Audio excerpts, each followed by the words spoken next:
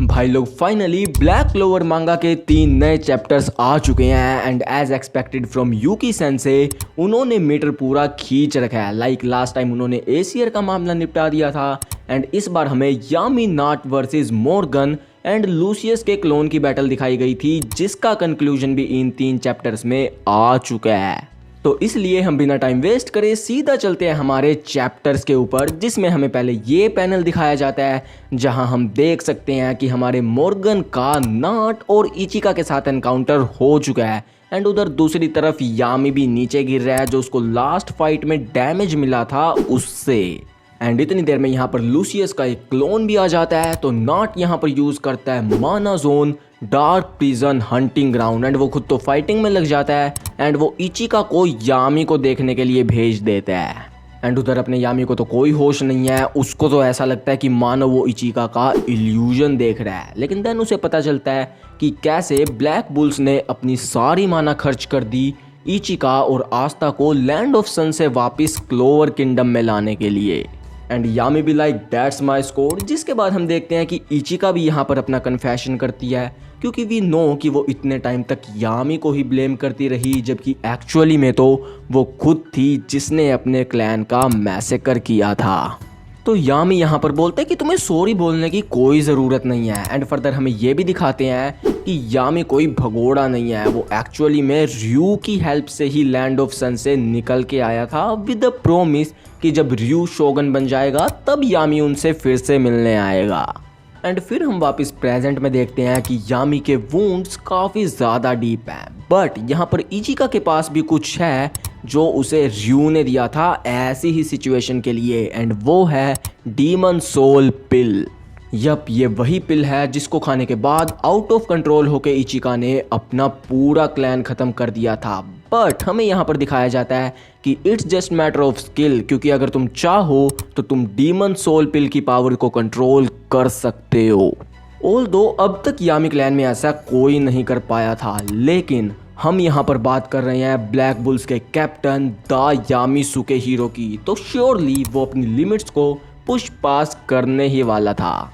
And यहाँ इतनी देर में लूसियस का क्लोन भी डार्क प्रिजन से निकल के इचिका पे अटैक करने ही वाला था, बट तभी हमें दिखाई जाती है यामी की डिमोनिक फॉर्म एंड वो लिटरली लूसियस के क्लोन जिसने प्रीवियस चैप्टर्स में इतनी डिस्ट्रक्शन मचाई है उसको एक ही स्ट्राइक में ख़त्म कर देता है।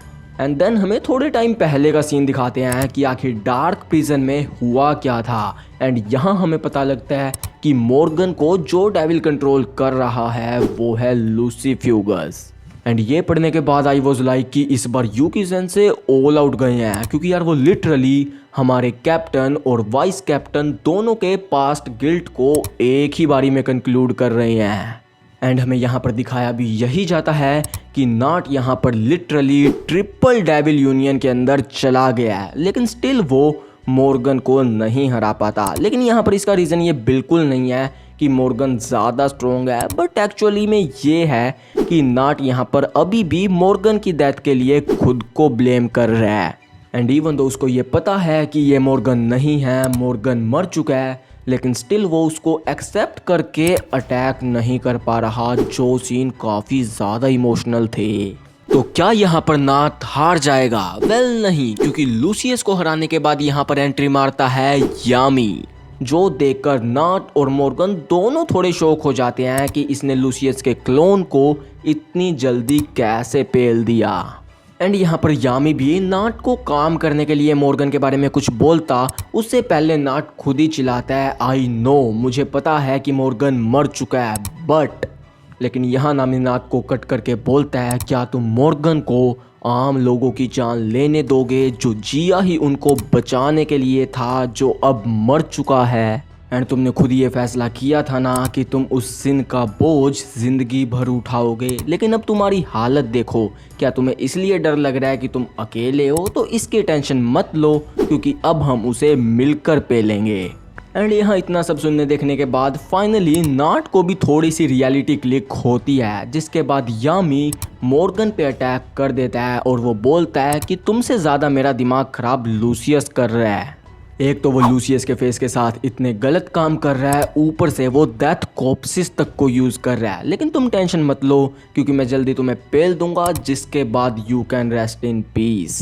एंड फिर यहाँ यामी यूज करता है डायमेंशन स्लैश, जिसको मॉर्गन लिटरली अब्सॉर्ब कर लेता है एंड बोलता है कि लूसियस खराब नहीं है, उन्होंने ही मुझे मेरी ये ट्रू पावर दी है। एंड फिर वो बोलता है कि मेरा मैजिक है लाइट मैजिक एंड मैं लाइट और डार्क के इस क्रिएशन मैजिक को यूज करके एक आइडियल वर्ल्ड बनाऊंगा। जिसके बाद नाट यहाँ पर यामी पे काफी सारी लाइट की लेजर्स छोड़ देता है, जिसे यामी बेयरली काउंटर करता है यूजिंग ब्लैक मून। एंड फिर हमें यहाँ पर एक डायलॉग दिखाया जाता है कि the light shines brightest in the darkness, जिसके बाद मॉर्गन बोलता है कि तुम आखिर कितनी देर तक बच पाओगे। एंड सीन शिफ्ट हो जाता है नाट और इचिका पे, जहाँ पे इचिका बोलती है कि मुझे किसी ने कहा था कि मेरे भाई ने इस लैंड में भी काफ़ी सारे लोगों को इंस्पायर किया है एंड मैंने लगभग फिर से सब कुछ भाई पे ही छोड़ दिया था, लेकिन अब और नहीं।